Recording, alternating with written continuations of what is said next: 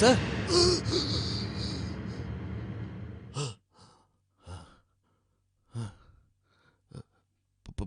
பசுபதி பசுபதி இல்லை டாக்டர், மணி அப்பெண்டிக்ஸ் ஆபரேஷனுக்காக வந்திருக்காரு. ஆபரேஷன்? ஆமா மிஸ்டர் மணி. ஆமா சாரி டாக்டர். நான் நாளைக்கு வந்து பார்க்குறேன். சரிங்க டாக்டர். ஏன் நீங்க நினைக்கிறீங்க நாளைக்கு ஆபரேஷன் தானே? ஆமா. Go and take rest. Go.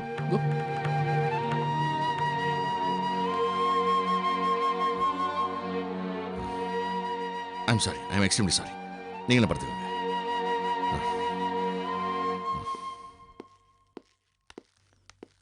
Good evening mister Sivasankaran. நீங்கள் எனக்கு ஒரு ஹெல்ப் பண்ணணும். நாளைக்கு சென்ட்ரல் ஜெயிலில் ஒரு மெடிக்கல் செக்கப் இருக்குது. அதுக்கு நான் தான் போயாகணும். பட் நான் அர்ஜென்ட்டாக திருச்சி போக வேண்டியிருக்கு. Family problem. டீன் கிட்ட சொல்லி என்னால் புரிய வைக்க முடியல. நீங்கள் போனீங்கன்னா எனக்கு கொஞ்சம் ஹெல்ப்ஃபுல்லாக இருக்கும். சரி. தேங்க்யூ. Thank you very much.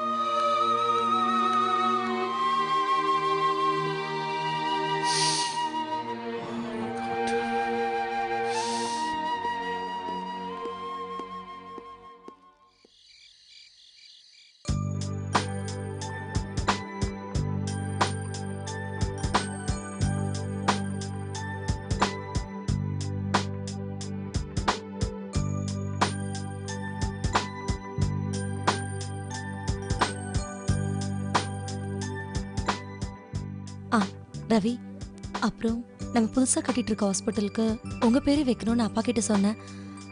அவரும் ஓகே சொல்லிட்டாரு. ஓ, நவீன தாஜ்மஹாலா? அந்த தாஜ்மஹால் மும்தாஜுக்காக ஷாஜஹான் கட்டினது. இது மும்தாஜ் ஷாஜஹான்காக கட்டுறது, அப்படிதானே?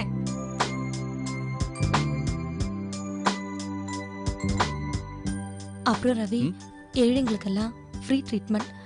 மற்றவங்களுக்கெல்லாம் நம்மளால முடிஞ்ச வரைக்கும் எவ்வளோ கம்மியாக ஃபீஸ் வாங்க முடியுமோ அவ்வளோ கம்மியாக வாங்கி ஒரு நல்ல ட்ரீட்மெண்ட் கொடுக்கணும். Okay, good idea. அதே மாதிரி ஏதாவது ஒரு கிராமத்தை கூட தத்தெடுத்து அங்கே ஒரு சுகாதார மையம் அமைச்சோம்னா அந்த கிராமத்தில் இருக்க மக்களுக்கெல்லாம் ரொம்ப உதவியாக இருக்கும்ல. Very nice. நம்ம 2 பேரும் படித்தது, பட்டம் வாங்கி டாக்டர் ஆனது எல்லாமே நம்ம நாட்டில் தான். அதே மாதிரி நம்ம படிப்பும் பட்டமும் நம்ம நாட்டுக்கும் நம்ம நாட்டு மக்களுக்கும் யூஸ்ஃபுல்லாக இருக்கணும்னு நினைக்கிறேன். நம்ம படிப்போட நோக்கமே அதானே. நேரங்காலம் பார்க்காம எல்லா நேரத்துலையும் நம்மளான உதவியை எல்லாருக்கும் செய்யணும். நிச்சயமா பணம்ன்ற விஷயம் மட்டும் நம்மளோட குறிக்கோளாக இருக்கக்கூடாது. நீங்கள் என்ன சொல்கிறீங்க? கரெக்டாக சொன்னேன். முடிச்சிட்டிங்களா? இல்ல, முடிச்சிட்டிங்களான்னு கேக்குறேன். யமுனா, எனக்கு ஒரு சின்ன சந்தேகம். உனக்கு என்ன வயசு? 25 இல்ல 55? கல்யாணத்துக்கு முன்னாடி காதலரோட வெளியே வந்திருக்கீங்க. ஒரு கண்ணால பேசிக்கிறது, திருட்டுத்தனமா ஒரு கிஸ், இல்ல பார்க் போலாமா பீச் போலாமா அப்படின்னு பேசிக்கிறத விட்டுட்டு ஹாஸ்பிட்டல் ட்ரீட்மெண்ட் சேவைன்னு போர் அடிக்கிறீங்களே. யமுனாவுக்கு நான் 2வது காதலன் தான். அவளோட ஃபர்ஸ்ட் லவர் ஹாஸ்பிட்டலும் ட்ரீட்மெண்ட் தான். என்ன யமுனா, நான் சொல்றது கரெக்ட் தானே? சரிதான். என்னதான் ப்ரொஃபஷன் ஒரு பக்கம் இருந்தாலும் பர்சனல் லைஃபும் முக்கியம்பா. எங்க ஹனிமூன் போலாம், எத்தனை குழந்தை பெத்துக்கலாம், அதுக்கு என்ன பேர் வைக்கலான்னு இத பத்தியும் கொஞ்சம் பேசுங்கப்பா. அப்படி இப்படி ஏதாவது ரொமான்ஸ் பண்ணுவீங்க, அதை பார்த்து ரசிக்கலான்னு வந்தா இப்படி பேசியே வெறுப்பேத்துறீங்களே. Kalpana, this is too much. இல்ல யமுனா, எனக்கு தான் எந்த சந்தோஷமும் இல்லை. வாழ்க்கை முழுக்க வலி, ரத்தம், மருந்து மாத்திரன்னு போய்கிட்டு இருக்கு. நீங்களாவது சந்தோஷமா இருக்கணும். உனக்கு ஒரு விஷயம் தெரியுமா? முன்னெல்லாம் நான் சாவை பார்த்து ரொம்ப பயந்துட்டு இருந்தேன். ஆனா இப்ப எப்படா சாவு வரும்னு எதிர்பார்த்துட்டு இருக்கேன். கல்பனா. ஆமா யமுனா, இது கூட ஒரு வகையில சுயநலம்தான். உங்களுக்கு பொண்ணு பிறந்தா அதுக்கு என் பேர் வைக்கிறேன்னு ப்ராமிஸ் பண்ணிருக்கீங்க. நானே உங்களுக்கு குழந்தையா பிறந்தா அது சீக்கிரமா செத்தாதானே நடக்கும். இந்த மாதிரி சோஷியல் தாட் இருக்கிற உனக்கும் ரவிக்கும் குழந்தையா பிறக்கிறது எனக்கு பெருமையான விஷயம் தானே.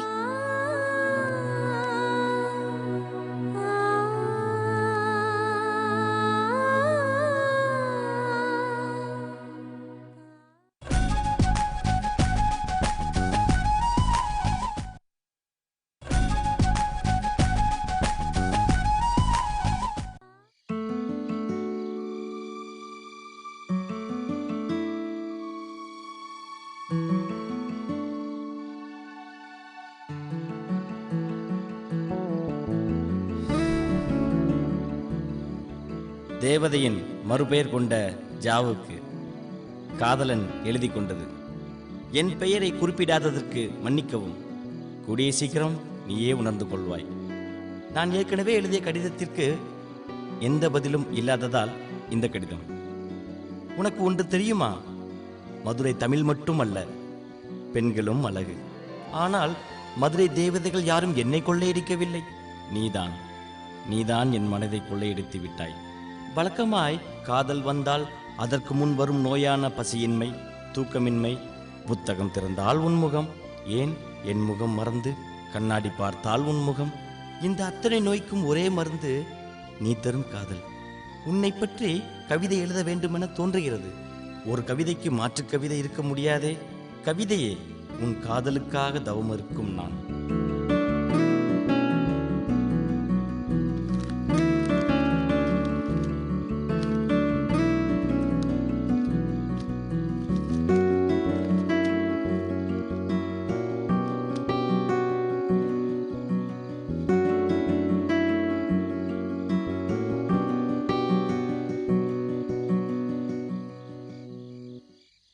என்ன ராஜா, படிக்கிறியா?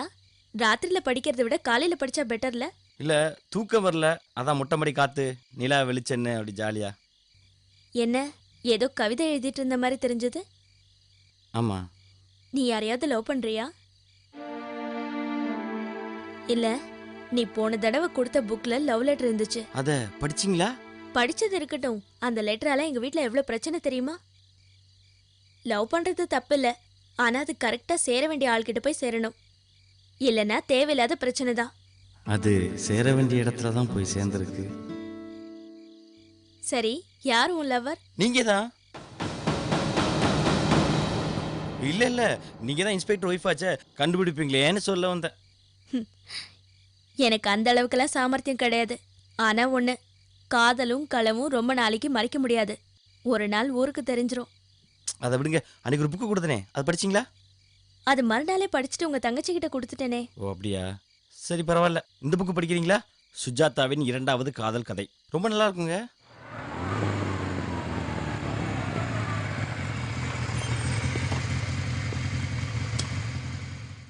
அப்புறம் படிச்சுட்டு 2 நாளில் கொடுத்துடணும். Library book.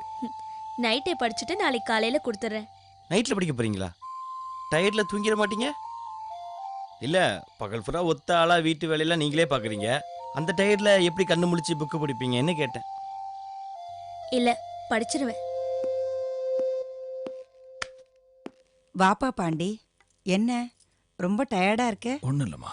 சரி சரி, வெந்நீர் போட்டு வச்சிருக்கேன், போய் குளிச்சுட்டு வா. டிஃபன் எடுத்து வைக்கிறேன். கிரிஜா எங்க? அவளுக்கு என்னப்பா, மகாராணி மாதிரி உடம்பு நோகாம உக்காந்து டிவி பார்க்க வேண்டியது, இல்லைன்னா புக்கு படிக்க வேண்டியது. இப்போ அவ எங்க? மகாராணியாச்சே, மாடியில காத்து வாங்கிட்டு இருப்பா.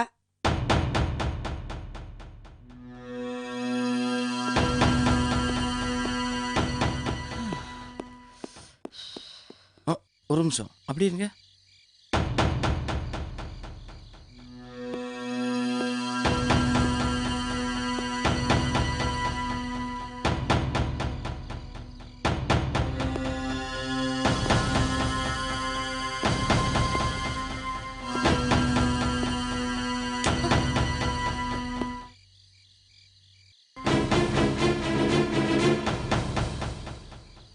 என்னது?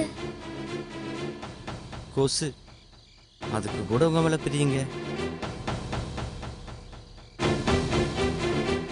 ராஜா, அம்மா, என்னப்பா பண்ற? படிச்சுக்கிட்டு இருக்கம்மா. படிச்சது போதும், உங்க அப்பா கூப்பிடுறாரு, போய் என்னன்னு கேளு. போறம்மா. பாப்பா பாண்டியா, இப்பதான் டியூட்டில இருந்து வரியா? ஆமாம்மா. நீ அந்த ரவுடிய சுட்டு கொன்னாலும் கொன்ன, பக்கத்து வீட்டுல இருக்கிற எங்களுக்கெல்லாம் தனி மரியாதைப்பா. சரிப்பா, ராஜாவோட அப்பா சாப்பிடாம காத்துட்டு இருக்காரு. நான் வரேன்ப்பா. வரேம்மா.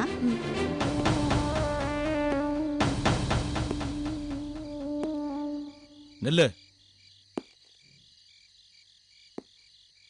இங்க என்ன பண்ணிட்டு இருக்க? கீழே ஒரே புழுக்கமா இருந்துச்சு, அதான் காத்து வாங்கலாமேன்னு. காத்து வாங்குற? தெரியும்டி, உன்னை பத்தி எனக்கு நல்லாவே தெரியும். ஏய்! அடி என்னங்க விடுங்க. ஏங்க இதெல்லாம்? பேசாத, எதிர்த்து பேசாத. ஏசி ரூம்ல உனக்கு புழுக்கமா? எனக்கு தெரியும்டி, புழுக்க உடம்புல இல்ல மனசுல. சை, நீ எல்லாம் ஒரு பொம்பளையா? என் ஃப்ரெண்ட் மதன் கிட்ட வடிஞ்சு வடிஞ்சு பேசுற. இப்போ இந்த ராஜா அசிங்கமா இல்ல உனக்கு? நானே உன்னை அடிக்க தாண்டி தொட்டிருக்கேன், ஆனா அந்த ராஜா உன் கண்ணத்தை தடவ. ஐயோ, ஏங்க இப்படி எல்லாத்தையுமே தப்பாவே நினைக்கிறீங்க? என் கண்ணத்துல கொசு இருந்துச்சு, அத அவன் விரட்டினான். உன் கண்ணத்துல இருந்த கொசு உனக்கு தெரியல, அவனுக்கு தெரிஞ்சிருக்கு. போய் சொல்லாத, உன் முகத்தை பார்த்தாலே தெரியுது நீ எந்த மாதிரி பொண்ணுன்னு. ஐயோ, வீணா ஏன் என் மேல சந்தேகப்படுறீங்க? தப்பெல்லாம் உங்க மேல வச்சுக்கிட்டு என்ன சந்தேகப்படாதீங்க. அரஞ்சனா, பத்தினி மாதிரி பேசுற. இரண்டாவது காதல் கதை. என்னடி இது? போன தடவை புக்ல லவ் லெட்டர் கொடுத்தா, இந்த தடவை என்ன கொடுத்திருக்கான்? இந்த புக்ல ஒண்ணும் இல்ல, வேணா செக் பண்ணி பாத்துக்கோங்க.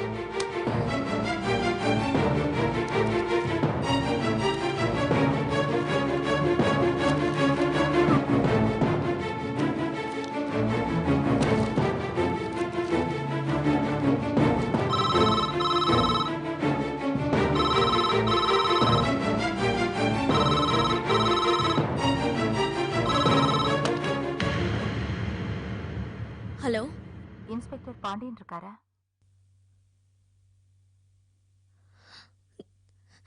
உங்களுக்கு தான் ஃபோன்.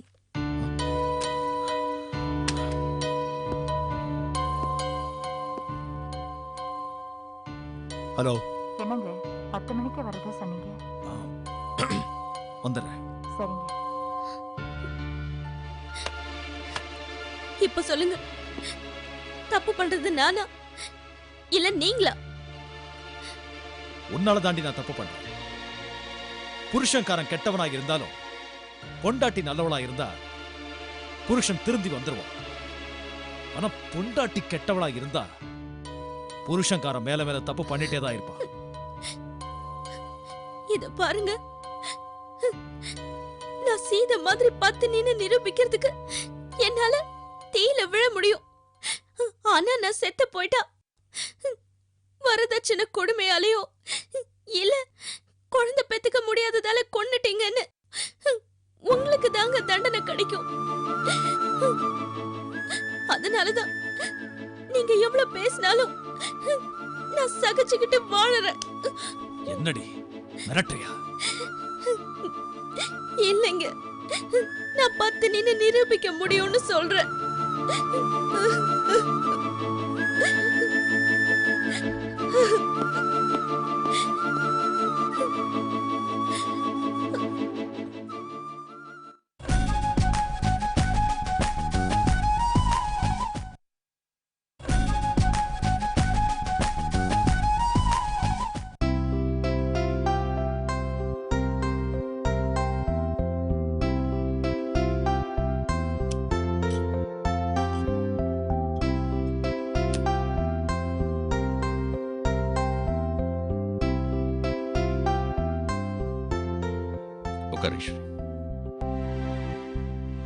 டிஃபன் பிரமாதம், சூப்பர். ஆமா, ஏதோ சந்தோஷமான விஷயம் சொல்லணும்னு சொன்னீங்களே, என்ன விஷயம் சொல்லுங்க. ஈஸ்வரி, உன்னோட 2 கட்ட வாழ்க்கைக்கு முடிவு வரும்னு சொன்ன இல்லையா, அதுக்கு ஆரம்பமா இன்னைக்கு காலையில ஒரு நல்ல விஷயம் நடந்தது. கொஞ்சம் புரியுற மாதிரி தான் சொல்லுங்களேன். யமுனாவுக்கு நிச்சயார்த்த தேதி ஃபிக்ஸ் பண்ணியாச்சு. அடுத்த மாசம் 6ஆம் தேதி.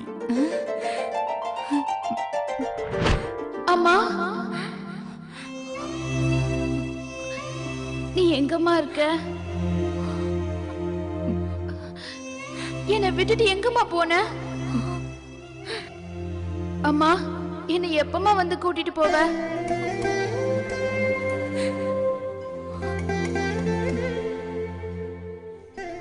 என்ன நீ யமுனாவுக்கு நிச்சயார்த்தம் சொல்றேன், கொஞ்சம் கூட சந்தோஷத்தை காணுமே. உங்க வீட்டு விசேஷத்துலதான் என்னால எதுலயுமே பங்கேற்றுக்க முடியாதே. அப்புறம் சந்தோஷப்பட்டு என்ன ஆக போகுது? ஈஸ்வரி, உன் வாயிலேருந்து வர வார்த்தை சந்தோஷம் இல்லைன்னு சொல்லுது, ஆனா உன் கண்ணில் சந்தோஷம் தெரியுது. கண்ணுக்கு பொய் சொல்ல தெரியாதுமா. உனக்கு ஒரு பக்கம் சந்தோஷம், இன்னொரு பக்கம் அதுக்கு தகுதி இருக்கான்ற பயம். உன்னோட இந்த 2 கட்ட வாழ்க்கைக்கு முடிவுதான் யமுனாவோட நிச்சயார்த்தம். அதைத்தான் ஆரம்பம்னு சொன்னேன். ம்? புரியுது. என்னடா இவன் சந்தோஷத்தை மட்டுமே பார்க்கறானே, நம்ம சந்தோஷத்தை பத்தி நினைக்க மாட்டேங்கிறானே பார்க்கறேன். அப்படிதானே? உன்னோட முழு சந்தோஷமும் தேன்மொழி தான் எனக்கு தெரியும். கொஞ்சம் பொறுத்துக்க. நானே பாம்பேக்கு போய் தேன்மொழி தேடி கண்டுபிடிச்சு உன் முன்னாடி கொண்டு வந்து